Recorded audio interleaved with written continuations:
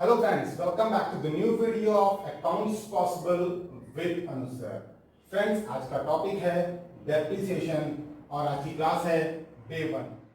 Depreciation की concept class, साथ में साथ डेप्रिसिएशन के मेथड्स और डेप्रिसिएशन का क्वेश्चन कैसे करेंगे, इन सभी बातों को हम लोग यहाँ पर डिस्कस करेंगे।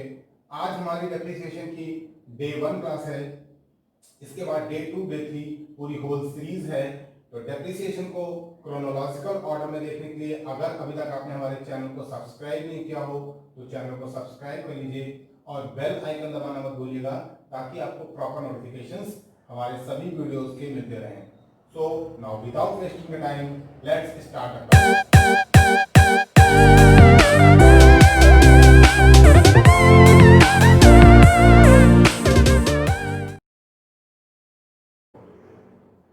गाइस, सबसे पहले हम लोगों को ये जानना होगा कि व्हाट इज डेप्रिसिएशन। देखिए, डेप्रिसिएशन मींस है fall in value of fix tangible asset.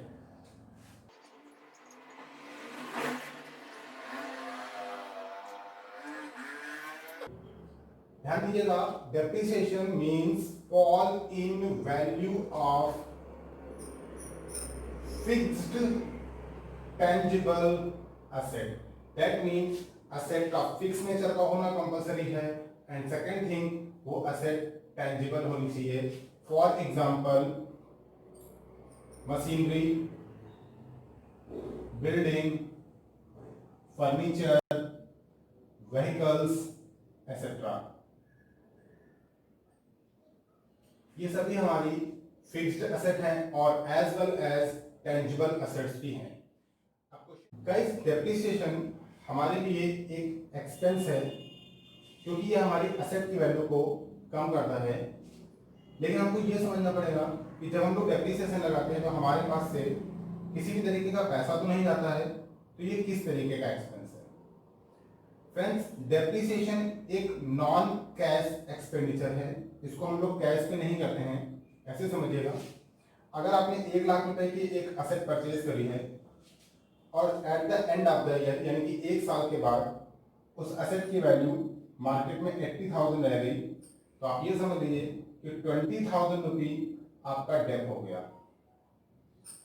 ये डेप हमारे लिए एक तरीके का लॉस है, लेकिन इसको हमें किसी को कैश में नहीं देना है, इसलिए ये हमारे लिए नॉन कैश एक्सपेंस है। अब आते हैं इसके अकाउंटिंग ट्रीटमेंट में। तो अकाउंटिंग ट्रीटमेंट भी इसका समझ लेते हैं। बहुत आसान है इसका अकाउंटिंग ट्रीटमेंट। डेप्रिसिएशन आपके लिए एक लॉस है और ये अपने आप में एक नॉमिनल अकाउंट है। अगर ये नॉमिनल अकाउंट है तो नॉमिनल अकाउंट का रूल होता है debit all expenses and losses, उसके हिसाब से डेप्रिसिएशन अकाउंट डेबिट हो जाएगा।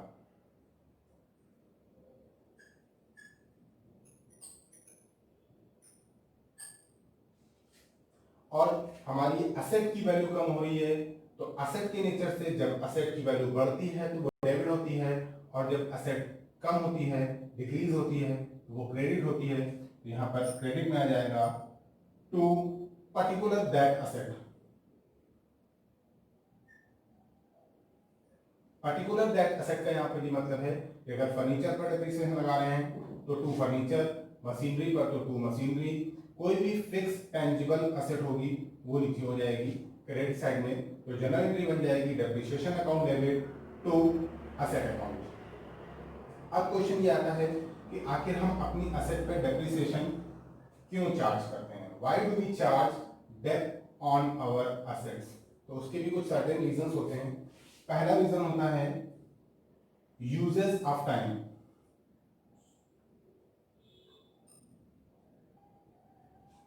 जैसे जैसे हम असेट को यूज करते जाते हैं उसकी वर्किंग कैपेसिटी कम होती है, उसकी मैकेनिकल कैपेसिटी कम होती जाती है, जिसकी वजह से असेट की वैल्यू डे टू डे कम होती जाती है। ध्यान रखिएगा, असेट की फिजिकल शेप में कोई चेंज नहीं आता है, लेकिन उसकी मैकेनिकल वैल्यू कम होती है, उसकी वर्किंग कैपेसिटी कम होती है, इसलिए उसके प्राइस को हमें डे टू डे कम करना पड़ता है और जितना प्राइस हम करते हैं कम, वही कहलाता है depreciation.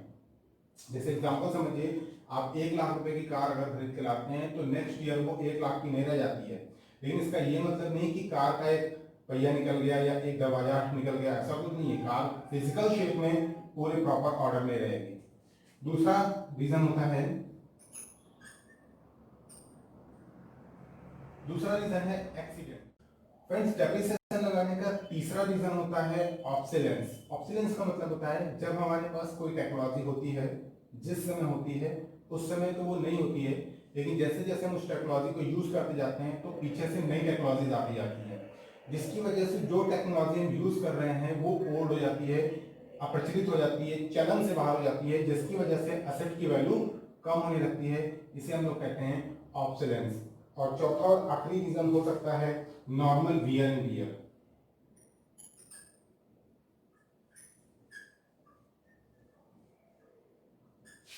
Normal wear and tear एक तरीके से यूजेस ऑफ टाइम ही है, लेकिन इसको हम लोगों ने इसलिए अलग से लिखा है क्योंकि जब हम असेट को यूज करते जाते हैं या यूज नहीं भी कर रहे होते हैं तब भी समय के साथ साथ वो चीज पुरानी होती जाती है और उस पर डेप्रिसिएशन लगने लगता है। जैसे आज के समय पे अगर हम नोकिया का आपको ब्लैक एंड व्हाइट स्नेक वाला मोबाइल दे जिसमें स्नेक गेम होता था, तो भी आप उसको उसके एमआरपी पर नहीं खरीदेंगे क्योंकि उस समय वो मोबाइल लगभग 4,000 रुपए का मिलता था। आज उसकी 400 रुपए भी वैल्यू नहीं है, भले ही वो क्यों ना एकदम नया हो, न्यू ब्रांड हो, सील पैक हो, लेकिन आप उसे 4,000 रुपए में नहीं खरीदेंगे क्योंकि वो नॉर्मल वियर टियर, ऑब्सोलेंस, इन सब चीजों से अफेक्टेड हो चुका है, टेक्नोलॉजी नई आ चुकी है।